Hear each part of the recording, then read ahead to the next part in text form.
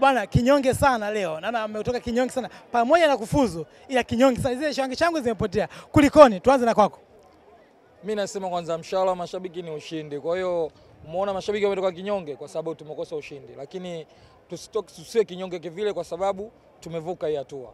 Kwa sababu kubwa ilikuwa kuvuka. Yeah. Kwa nini mnahisi kwamba mmekosa ushindi? Sio kwamba ni mbinu za mwalimu kwamba kuweka energy, mna michezo mingi sana wiki hii.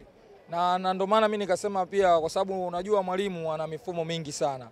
Na ukiangalia tulikuwa na 100% za kufuzu kwenda hii hatua ambayo inaofuata. Tulikuwa na 100%. Ndio maana umeona mwalimu alivyochezesha kikosi tofauti na kikosi ambacho tulichezesha kule. Kila shabiki leo alikuwa analalamika, mbona tusingecheza kikosi kama kilichokuwa kule, kwa sababu mwalimu yeye ndo anajua timu anatakiwa icheze vipi. Kwa hiyo jinsi alivyoingia na approach yake, matokeo yalikuwa haya. Mwisho wa siku kataka kuchange ili mradi tupate hata magoli, lakini muda ulikuwa shakuwa too late, tumekosa. Lakini kikubwa tunamshukuru Mwenyezi Mungu, tumevuka hii hatua. Yeah. Unahisi labda sehemu gani hasa mlikuwa mmezidiwa, mmebanwa zaidi uwanjani kwa mchezo leo?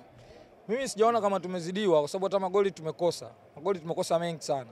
Kwa hiyo sio kama tumezidiwa, ni miundombinu tu ambayo ya mwalimu alikuja nayo na kutokana na performance ya wachezaji ambayo imesababisha tumekosa magoli. Kwa sababu kama unavyoona kuanza na mastreka pale mbele kati tunaanza, lakini ndio maana nikasema ni approach ya mwalimu.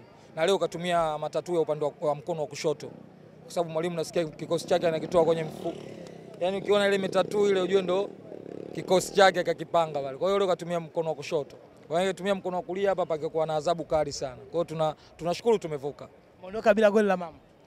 Bila goli la mama tumelipata ugenini kule. Lakini nyumbani mmeondoka pakavu. Ndio hicho mimi nasema, kwa sababu ukitaka kuzungumzia huko tutakubaliana na hiyo kwa sababu tumekosa. Lakini kikubwa tunashukuru tumevuka. Kwa sababu point ilikuwa ni kuvuka, sio magoli. Magoli yanakuja baada. Timu ilikuwa inahitaji kuvuka na tumefanikiwa katika hilo.